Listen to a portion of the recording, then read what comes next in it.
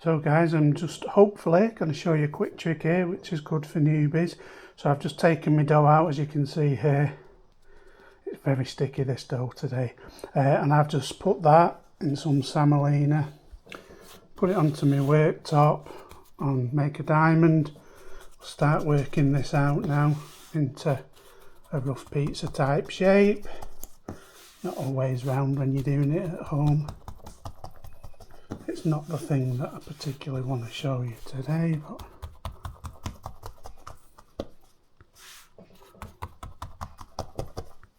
one thing I do once I start getting this pizza type shape, I'll do this with my hand. When it's this flexible, the dough, need a bit more of that on the table because that's sticking a little bit. So once I've got a reasonable shape, kind of do this with my hands. Yeah, and in doing that,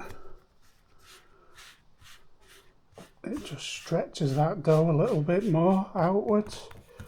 So we've pretty much got a shape that'll do us.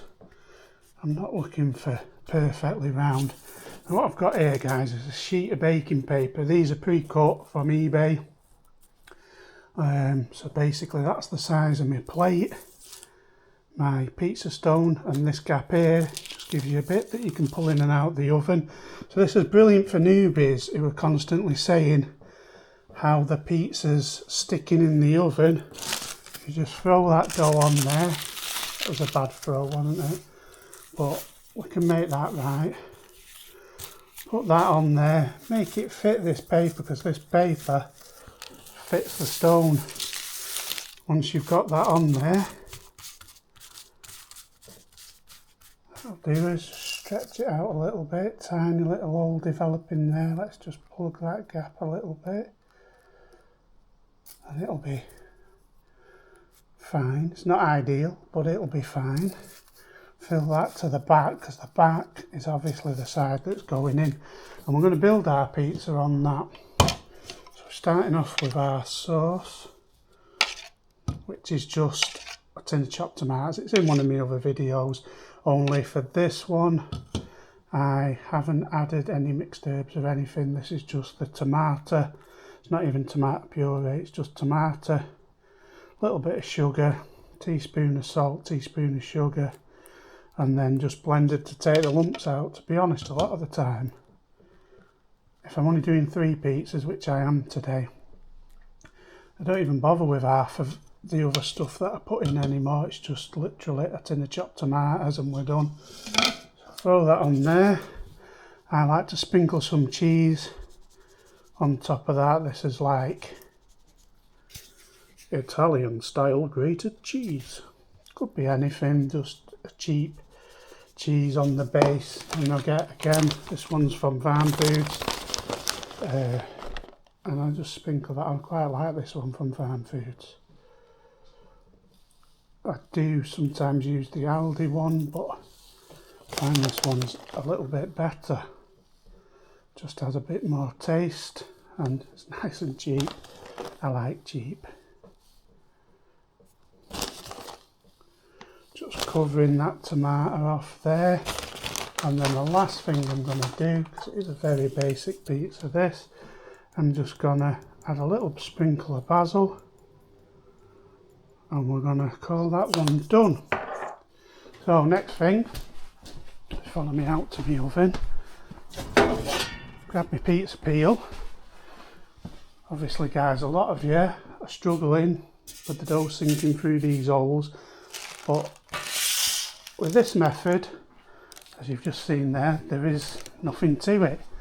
Next thing we do, come to the oven. I've already preheated the oven, so angle that up a bit. Open it up now and you come to slide that in straight to the back.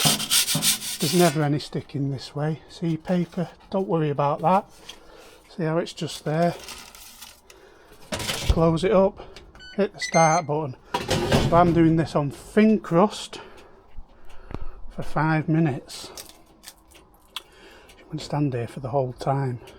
I'll probably pour some of it out for you guys, but so what I normally do while this is running now, I'm watching the timer go down, it started on 5 minutes. Once it gets to 3 minutes 30 on the timer, I'll then slide the paper out. I'll show you me doing that so you can see, fingers crossed, hopefully, how easy that is. I do love these ovens for the easy use. I very rarely clean mine, to be honest. Any bits of food that have dropped on the inside I do clean, but outside that I don't really give it. I could probably give it a deep clean once a year. I make sure the outside looks reasonably clean, but inside is where all the cooking happens, and I don't really, unless there's some catastrophe, I don't really bother. The reason I'm doing this on thin crust, noisy plane going over, the reason I do this on thin crust, usually I always use artisan now. It's a 3-minute job, or less, 2.5 minutes even sometimes. The reason I'm doing it on thin crust is to show you the two differences in using the baking parchment or baking paper, whatever you want to call it. So we're now at 3 minutes 30. So I'll lift that up, and I'm just going to pull the paper down and see how that's still a little bit sticky in the middle. We'll leave that in for a bit longer. So what you're waiting for is until that base has crisped slightly on the stone. Sometimes it's done in 1.5 minutes. We're going to give it 2.5 minutes this time. Halfway through, and we'll take that paper out just to give it a bit longer. But it just makes it a very simpler way of doing the pizza, especially if you're new to it, which is what I'm trying to help with. It's one of the things, this is how I started doing all my pizzas when I first started, and it just gives you a little bit more confidence knowing that your pizza's going to go right, or normally it goes right. Watch it be that one day. Right, so we're on 2.5 minutes there. Let's have a look again. Gently hold the pizza, slide this underneath, pull the paper out as you do it, and your pizza's on the stone. Push that back in. We're done. Paper for the bin. Stop that there now until the pizza's done, and it'll come out no problem. So guys, we are back with this pizza now, coming into the last 5 seconds. Let's see how it's looking. Looks alright. Let's take that out. Straight in and straight out, guys. You can see that pizza there. Looks pretty good. Have a quick peek underneath once we've dropped it down. Now the base is, you can see there. Yeah, for me the base could have been a little bit better. First one in though, next one will have a better base. So that was the thin crust setting for 5 minutes. Probably could have put another minute on for the crust. Probably me opening it, showing you what to do. But that cheese is browned enough, I don't want it any more brown than that, so we're going to go with that. So guys, I've just watched my video back, and as I'm getting the pizza out, it's like my camera drops like this, so you don't actually see me lifting that out. So you're going to have to imagine that's a real pizza, it's just a frozen pizza, so you can see exactly what I do.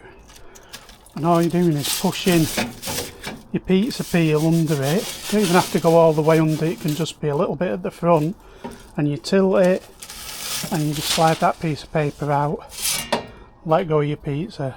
It really is as easy as that.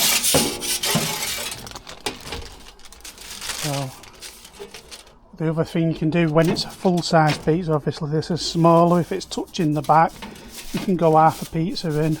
The fact it's touching the back of the oven stops the pizza moving again. As soon as you've got it lifted at the front, so I'm just raising it from there to there, and then you just, the paper just slides straight out. It's as easy as that, it really is. You'll see when you try it. That's on the thin crust setting, of course. There we go.